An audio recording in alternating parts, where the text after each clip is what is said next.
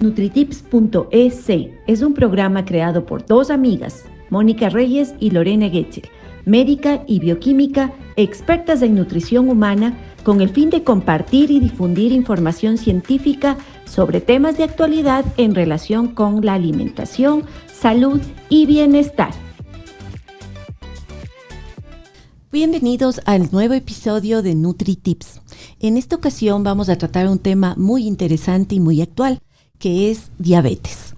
Para ello contamos con un invitado muy especial, el doctor Mario Acosta, que es un médico ecuatoriano que hizo su posgrado en endocrinología en la Universidad de París. Es médico tratante del Hospital Metropolitano, ha sido presidente de la Sociedad de Endocrinología y profesor universitario, incluso fue nuestro profesor. Mario, qué gusto volverte a ver, bienvenido en esta ocasión. Y vamos a comenzar con este diálogo en el que vamos a hacerte algunas preguntas que estamos seguros las vas a responder de la mejor manera. Por favor, Mario, cuéntanos cómo definirías de manera general la diabetes y cuáles son las 4 categorías generales en las que se clasifica.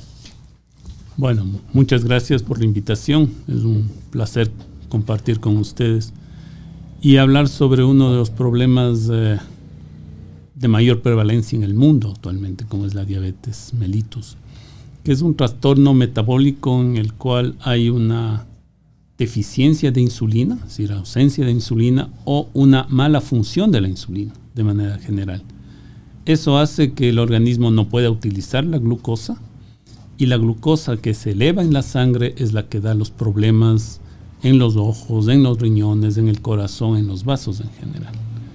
Hay que decir que en el mundo es una verdadera epidemia que está afectando probablemente a cerca de 500 millones de personas. En el Ecuador también afecta enormemente. Los datos nos dicen que probablemente cerca del 6% de los adultos estén sufriendo de este trastorno. Hay que tomar mucha atención cuando se habla de las cifras. En el caso del Ecuador hay 2 cifras, una del 2.7%, pero esa incluía a los jóvenes. Si uno quita a los jóvenes, a personas de menos de 30 años, los datos actuales de un estudio que también se realizó hace 2 años, nos dicen que están cerca del 7%, 6.7% de la población tendría diabetes. Y en mayores de 60 años eso puede llegar hasta el 10%. Entonces es un trastorno complicado porque da muchos problemas a largo plazo. ¿Y las categorías en las que se divide? Las categorías estaban dichas un poco en el porqué. O sea, hay la tipo 1 en la que no hay insulina. Uh-huh. La tipo 2, que es esta en la que la insulina funciona mal, y hay 2 categorías adicionales. Una que sería la diabetes gestacional, que es ese grupo de mujeres que tienen trastornos de la glucosa durante el embarazo y que luego desaparece, que también es frecuente, como 16%, y un grupo múltiple de trastornos de las otras formas de diabetes que está dado por problemas de otras hormonas, por problemas digestivos, por problemas que afecten al páncreas, por ejemplo, luego de una cirugía, luego de pancreatitis, etcétera, que se puede afectar el páncreas. Y trastornos genéticos un poco más complicados. Okay. Mario, y en términos generales, ¿cómo definirías tú la prediabetes? ¿Y cuáles son las principales causas que tú dirías originan tanto la prediabetes como la diabetes tipo 2? Si ponemos en cifras, la glucosa normal es hasta 100 miligramos por decilitro y diagnosticamos diabetes cuando tenemos más de 126. ¿Pero qué es una persona que tiene entre 101 y 125? Ese es lo que llamamos un prediabético. En ese caso es un subtipo que es la diabetes alterada en ayunas.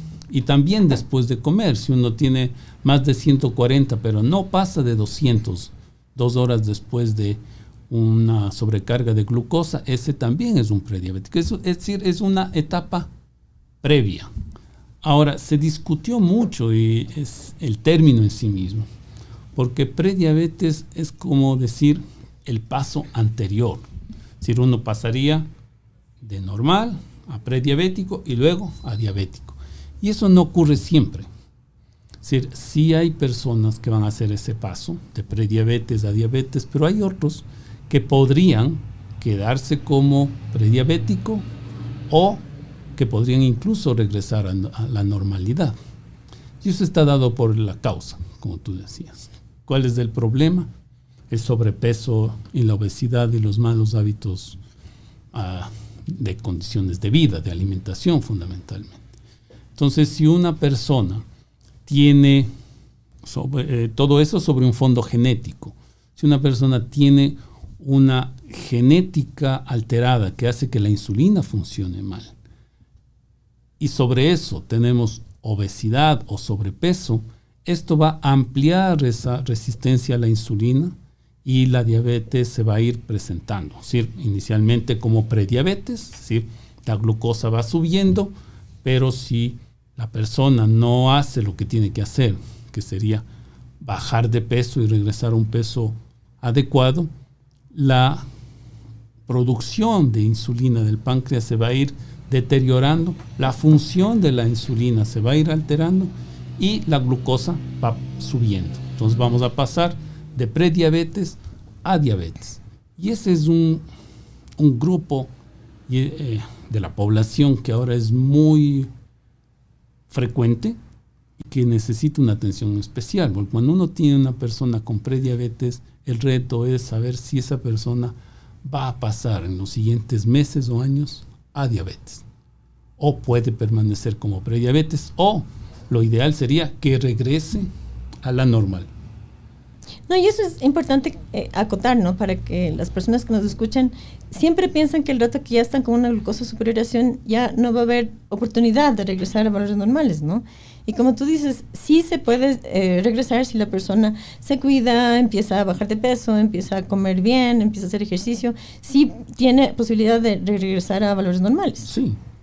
Hay estudios que dicen que cerca del 30% de las personas podrían regresar a lo normal. Bueno, hay algunos aspectos genéticos que explican eso, en lo que llamamos, hay unos que se deterioran rápido, otros más lentos, etcétera, pero sí hay pacientes, sí hay un grupo, y no es mínimo, no es, digamos, excepcional, aquellos pacientes que pueden regresar a lo normal. Un reto que nosotros tenemos, y tenemos algunos datos en algunas industrias o en algunas instituciones que se ha hecho la medicina del trabajo, en el que sí se hace un buen trabajo de los compañeros. Se ha visto que hay un grupo de profesionales o de empleados que han pasado 10, 15, 20 años como prediabéticos, sin dar el paso a la diabetes. Algunos de ellos después, con los años y la jubilación, se olvidan y suben de peso y dan el paso, pero es bien bonito verles a algunos que pasan muchos años como prediabéticos. Y una cosa que es importante, Mario, también que tú mencionabas es sobre la resistencia a la insulina. ¿Qué diferencia habría entre un paciente con resistencia a la insulina y un paciente prediabético? Bueno, normalmente es la causa, es la resistencia a la insulina, es la que va a hacer que la prediabetes se haga manifiesta. Es decir, la prediabetes, casi te iba a decir, no existía en la tipo 1, no existe en la tipo 1, más bien uno diría, no existía. En la nueva clasificación de diabetes tipo 1, sí se ve que hay etapas, y hay una etapa en la que el niño, por ejemplo, es normal, otra etapa en la que tiene prediabetes porque tiene presente la inmunidad, pero la glucosa todavía está bien. Incluso hay una etapa en que la glucosa empieza a subir, pero todavía no llega a ser diabético, y después ya la diabetes. En el tipo 2 se da más o menos lo mismo, ¿cierto? Uno es normal, tiene la resistencia a la insulina, no está muy gordo, después más resistencia a la insulina porque se engordó, y después ya diabetes. La diferencia es que estos son etapas que pueden tomar varios meses, mientras en los diabéticos tipo 1 son etapas muy cortitas, a veces de semanas. Pero hay pacientes que tienen glucosas normales, que tienen resistencia a la insulina. Entonces, porque un prediabético normalmente vas a encontrar con resistencia a la insulina, pero hay pacientes con glucosas normales que ya tienen resistencia a la insulina y que ya pueden cuidarse y tomar medidas adecuadas para no llegar a una prediabetes. Claro. Esos son los pacientes que si no se cuidan y se engordan y ya no hacen ejercicio, no tienen una alimentación saludable, van a ir subiendo y se van a hacer primero prediabético y después pueden incluso pasar a ser diabético. Y conversando sobre eso, ¿no? ¿Qué tan de acuerdo estás tú con hacer screenings? O sea, realizar pruebas a las personas asintomáticas, y cada cuánto tiempo tú recomendarías, tanto para adultos como para niños, ¿no? Bueno, empecemos en los niños. Como lo más frecuente es para tipo 1 no se recomienda hacer, es decir, no hay que hacerles una glucosa sin una causa evidente. En los niños con obesidad, en cambio, sí uno debería hacer ya un seguimiento, ¿cierto? Siempre en esos niños tú vas a tener resistencia a la insulina. Y son este grupo que son gorditos, que tienen acantosis nigricans, esas lesiones en la piel, que tienen ya trastornos en los lípidos con triglicéridos altos, tienes hígado graso, ¿cierto? Estos son niños que a veces 10, 12 años y que ya tienen resistencia a la insulina evidente. Y que la glucosa puede estar todavía normal o solo ligeramente alto. Cuando digo ligeramente alto, estoy hablando de glucosas en ayunas de 103, 104, que uno hasta dice capaz que solo el margen de error del estudio. Pero no es raro. En los adultos, en cambio, ya se recomienda hacer screening. Probablemente pasado los 40 años, uno debería hacerse una evaluación seguramente anual. Y si uno tiene sobrepeso, con más razón, ¿no? Ya, las prevalencias de prediabetes y diabetes creo que hacen que la evaluación de la glucosa sea ya una cosa que uno debería hacerlo, al menos anual. Cada 2 años, dice la ADA, la Asociación Americana de Diabetes, ¿no es cierto? Pero eso ahorita se está reevaluando un poco cuando se ha visto que el sobrepeso es la causa fundamental.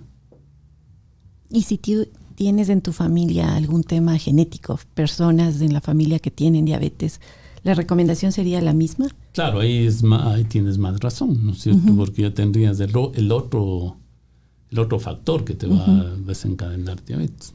Entonces, pasados los 45 años, alguien que tiene mucha carga genética de diabetes tendría que hacerse una evaluación anual. La discusión a veces podría ser con qué, es decir, cuando un test de tolerancia a la glucosa, ¿no es cierto? Y cuál de las dos evaluaciones que quedan, que sería la glucosa en ayunas o la postprandial, es la más eficaz. Entonces, ahí para diagnóstico se dice que la glucosa en ayunas es lo que se recomienda, aunque, y eso es interesante, aunque los estudios demuestran que es más sensible la postprandial.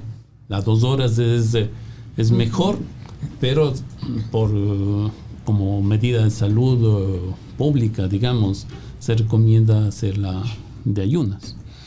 Y el test de tolerancia o la curva de tolerancia oral a la glucosa que ha ido renaciendo, pues tendría mucha utilidad si uno ya tiene prediabetes, si uno quiere saber realmente si tiene prediabetes. Si tienes una glucosa alterada en ayunas, yo creo que hay que hacer un test de tolerancia, porque la intolerancia a los hidratos de carbono, que es la glucosa 2 horas, esa solo lo puedes hacer con un test de tolerancia. Tal vez hay una cosa, desgraciadamente en el Ecuador, eso la Sociedad de Endocrino estuvo evaluando hace unos años, no sé ahora cómo, vimos en varias ciudades del país que los laboratorios no estaban haciendo un test de tolerancia a la glucosa, sino estaban haciendo una postprandial, que no es lo mismo. No, claro. Entonces le decían al paciente, tú pides un test de tolerancia y le decían, vaya, desayune bien, con todo, y regrese. Y sabemos que no es la curva. Claro. Y entonces cuando se discutió con algunos laboratorios, pues la parte, digamos, de la facilidad de hacer era una de las cosas. Y la otra, que creo que estaba siendo un poco difícil, el conseguir la glucosa. Entonces fue simpático porque, ya te digo, eso fue hace unos 3 años que hubo, tanto en Guayaquil, en Cuenca y en Quito, muchos casos de muchos colegas que se empezaron a quejar de que los laboratorios no hacían un test de tolerancia a la glucosa. Y yo creo que era porque durante muchos años no lo hicimos. Si ustedes me hubieran oído hace unos 10 años, yo decía que estaba muriendo el test de tolerancia a la glucosa. Ya hacíamos muy poquito. Ahora hacemos más. Si tú tienes una prediabetes de glucosa alterada en ayunas, casi siempre yo le pedimos un test de tolerancia para confirmar. Porque tú puedes tener esos casos difíciles de decir, porque tienes glucosa alterada en ayunas, pero en las 2 horas tienes más de 200. Entonces, ¿qué es eso? Un diabético. Claro. ¿Cierto? Y no les puedes diagnosticar si no haces una curva.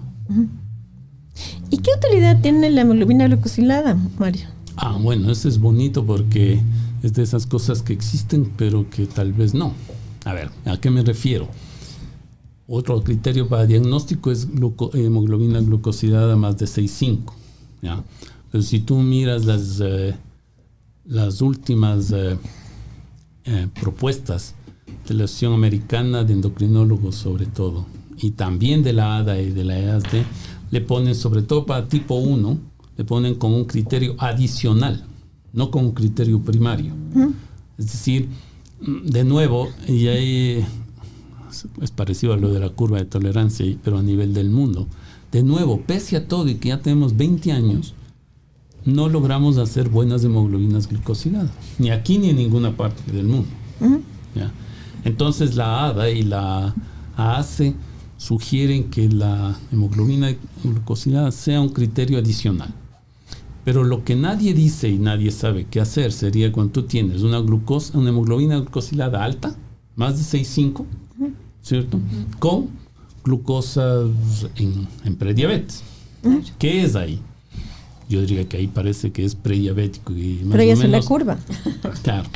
Más o menos hágale más caso a las glucosas que a la hemoglobina glucosilada.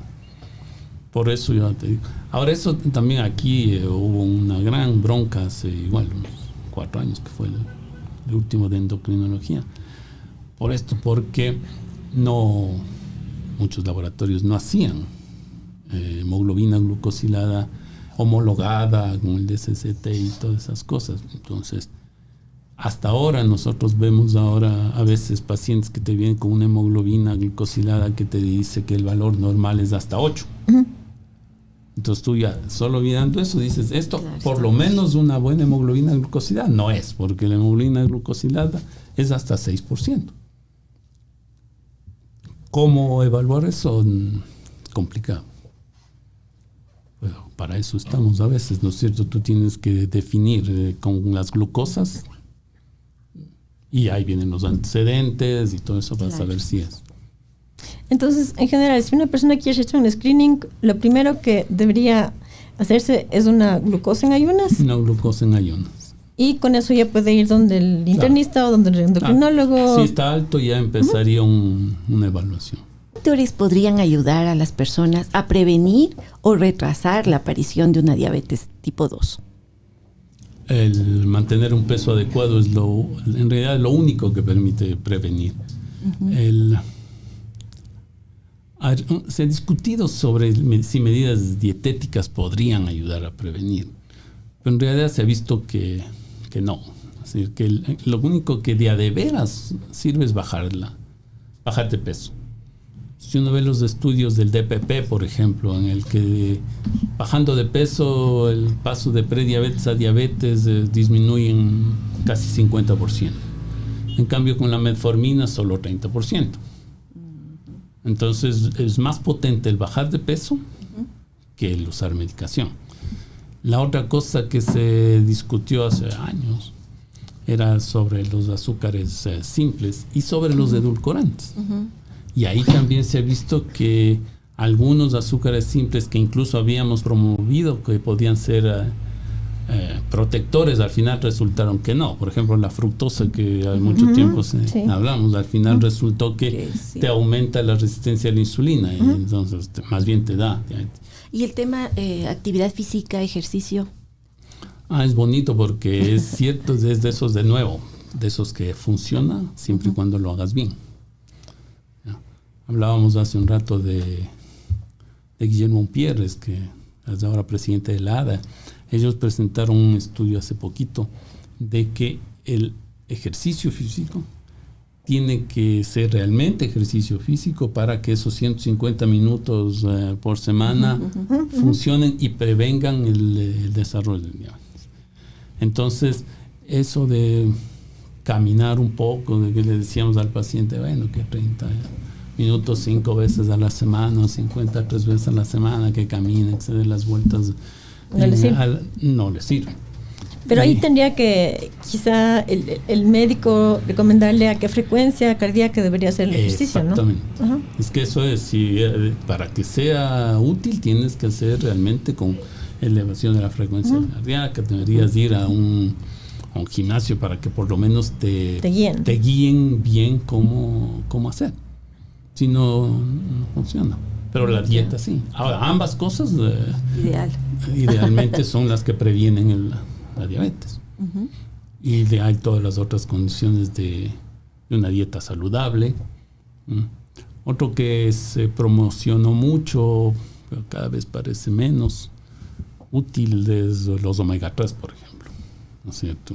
Que no funcionó mucho. Y en cambio, algo que funcionó y que a mí me encantó cuando salió el estudio es lo de la dieta mediterránea. Es decir, que no tanto para diabetes, pero más para enfermedad cardiovascular. Yo siempre, porque mi jefe, donde yo me formó, el profesor Chobruski, no creía para nada en eso. Y él decía que es que estos españoles, estos italianos, ¿cómo les va a dar nada? Pasan comiendo y tomando vino y tomando el sol ahí en el Mediterráneo. Relajados. Y cuando resulta que es verdad, y en prevención primaria de enfermedad cardiovascular y de mortalidad cardiovascular.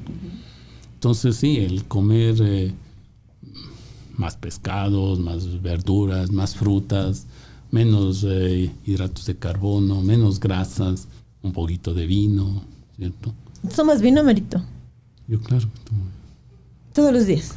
No, si pudiera, sí. Ahora en la pandemia he tomado más vino. Porque ahora bien está, Marito, bien está. Una copita de vino rojo. Pero hay un estudio chévere que dicen que además que tiene que ser un buen vino rojo. ¿Ya? Claro, porque para que tengas los flavonoides. Claro, no está en cualquier vino. Los antioxidantes, claro. No están. Mario, ¿y tú qué opinas sobre el empleo de la metformina en los pacientes con prediabetes? ¿A todos ellos se les debería empezar con metformina? Es una pregunta complicada porque ¿qué dicen las guías? Dicen que no. Las guías dicen que no deberías. ¿No es cierto? El problema es que no tenemos nada que nos pueda ayudar, a no ser la dieta. ¿No es cierto? Entonces, yo propongo que inicialmente sea los cambios de estilos de vida, la dieta, el ejercicio, lo fundamental, ¿no es cierto? Pero que sí, pero en algunas circunstancias sí se puede utilizar la metformina. Y yo tengo muchos pacientes que están utilizando metformina y pues uno de los efectos secundarios que se ve cuando se utiliza la metformina es que bajan los niveles sanguíneos de vitamina B12. ¿Tú recomiendas que un paciente que está recibiendo por mucho tiempo la metformina se haga determinación del vitamina B12? Sí, las guías dicen que sí deberías hacer, y si empieza a hacer anemia o lo que sea, deberías medir la vitamina B12. Yo estaba mirando para esta reunión al que había justo en eso y sobre en los otros medios, en vitaminas, minerales, etcétera, ¿no? Y lo que se recomienda es medir B12. Cada 6 meses sí hay un uso a dosis importantes de B12. ¿No se debería suplementar también como recomendación? Claro. En esos casos debería suplementar. Empieza con la metformina y uno debería suplementar también. Podría, si con empieza la B12, a hacer, ¿no? por eso digo, si te empieza a hacer anemia, deberías medir, y si hay necesidad, suplementar. Se suplementa. Okay. A mí lo que me pasó es que una paciente empezó con síntomas neurológicos, con parestesias, empezó con calambres. Y yo le mando a hacer una B12 y tenía niveles bajos de B12, no tenía anemia. Y le empiezo a suplementar con B12 y me funcionó. Ajá. Sí, dice, o sea, está bien descrito que es una de las complicaciones del uso de la metformina. Que desgraciadamente la metformina se usa indiscriminadamente, verás que usan los internistas, los ginecólogos. Sí, los ginecólogos. Para el síndrome ovario poliquístico usan siempre. A todo el mundo le dan, ¿cierto? Para la fertilidad utilizan dosis enormes. Y en los niños, y ahí yo siempre digo, una de nuestras meteduras de pata fue eso, que nosotros presentamos una vez en un congreso de pediatría que en niños con obesidad y acantosis nígreas y trastornos de los lípidos, ¿no es cierto?, podría ser útil esas cosas e hígado graso, más o menos, bueno, transaminasas elevadas. Y claro, en medio pareció fácil, y ahora los pediatras también son a todos los guaguas gorditos con acantosis nígricas, le dan metformina. Ya. ¿Y tú a los niños de esas características, desde qué edad les darías metformina? 12 años, dicen. ¿Ya? Sí, de 12 años para arriba les puede usar. No, pero los pediatras muchas veces están usando desde antes. 8, sí, claro. 8, 9, sí. Mario, y los pacientes diabéticos que tú tienes, ¿cómo le recomiendas tú que lleven un control adecuado de su enfermedad? ¿Cada cuánto deben ir donde el endocrinólogo? ¿Cada cuánto deben hacerse exámenes? ¿Qué exámenes hacerse cada cierto tiempo? A ver, yo quisiera que los pacientes se vean cada 3-4 meses, ¿no es cierto? Que sea una hemoglobina glucosilada igual siquiera cada 3 meses, ¿ya?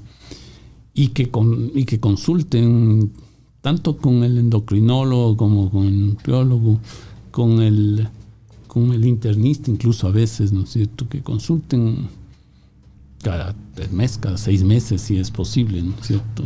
Tal vez con ahora también depende de las épocas, ¿no es cierto? Cuando tú tienes un paciente que está descompensado, normalmente ahí es más fácil porque viene cada 2-3 meses y va bien, pero cuando está estable es que viene cada año y viene cuando ya se alteró, no sé, pero lo ideal sería cada 3 meses.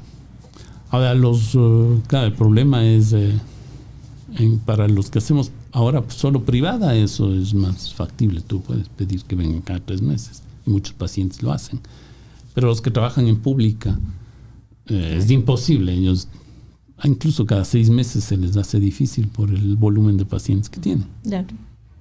Y Mario, en relación al plan de alimentación, ¿qué es lo que tú recomiendas para un diabético tipo 2? ¿Qué plan de alimentación deberían seguir?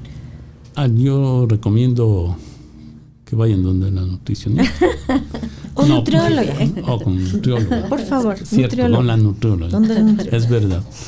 No, tienes razón. Donde la nutrióloga.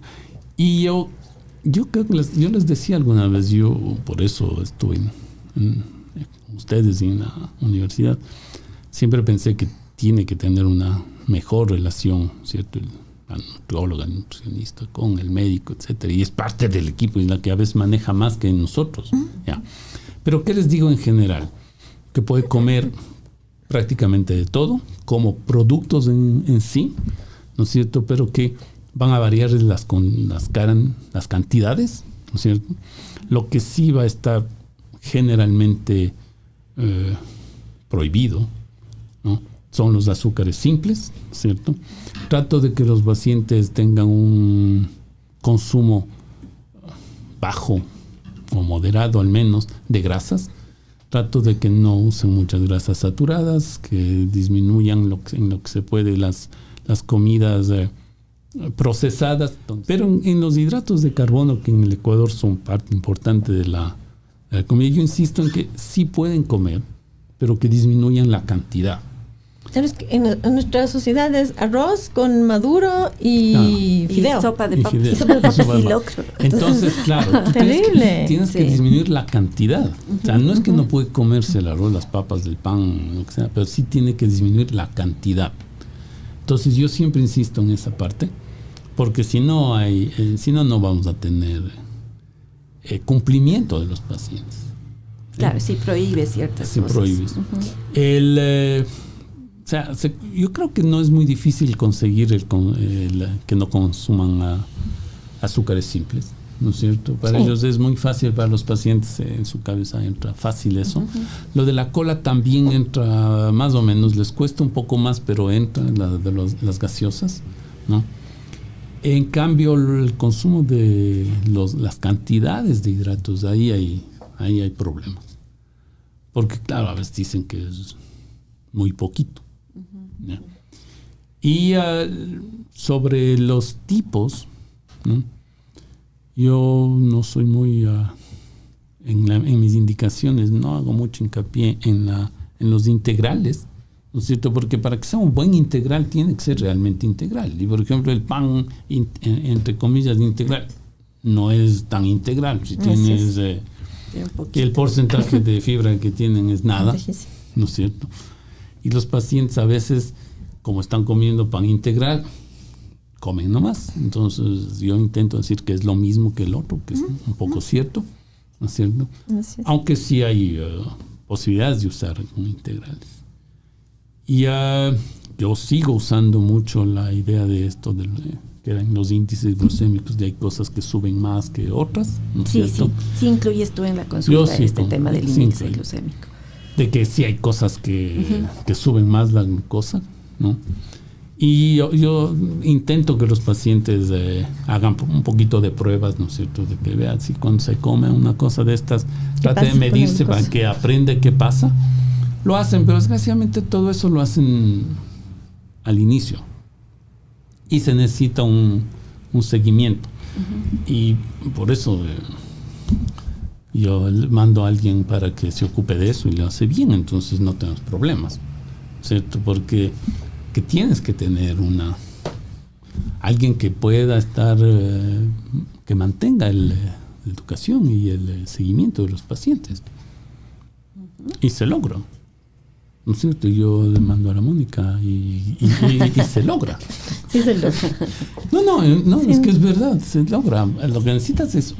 Yo siempre he dicho, lo que necesitamos es hablar más o menos parecido y que alguien esté diciéndoles a los pacientes.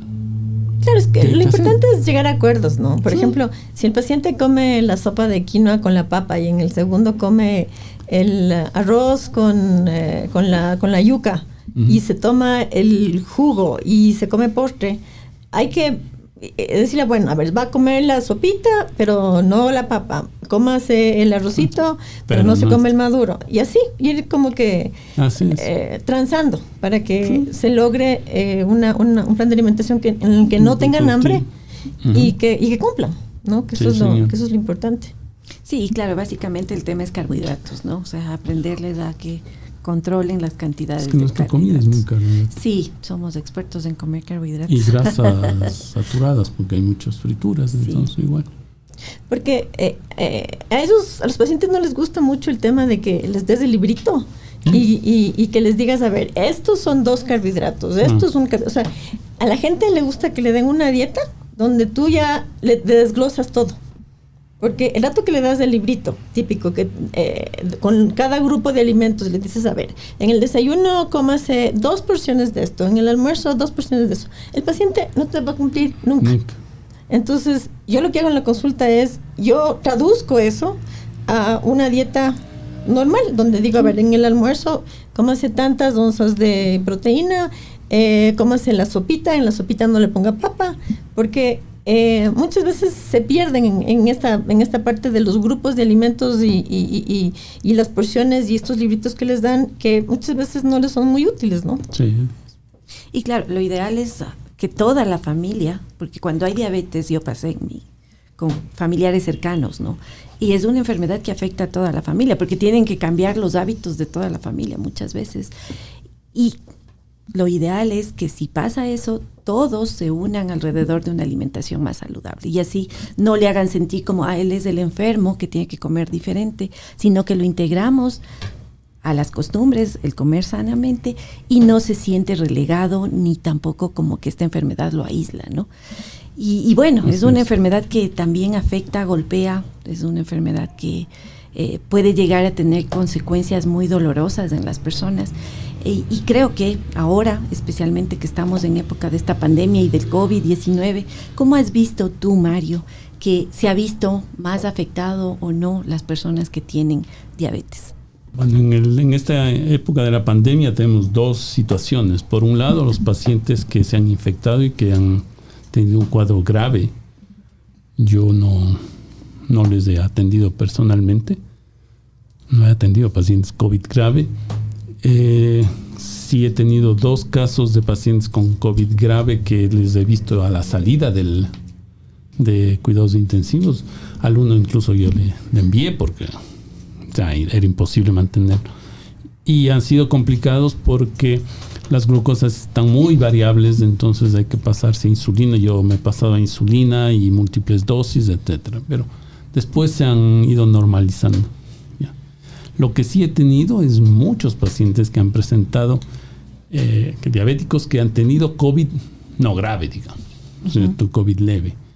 Esos pacientes, ha habido que algunos pasarles a insulina también, o ponerles con algunos medicamentos orales que puedan ser útiles.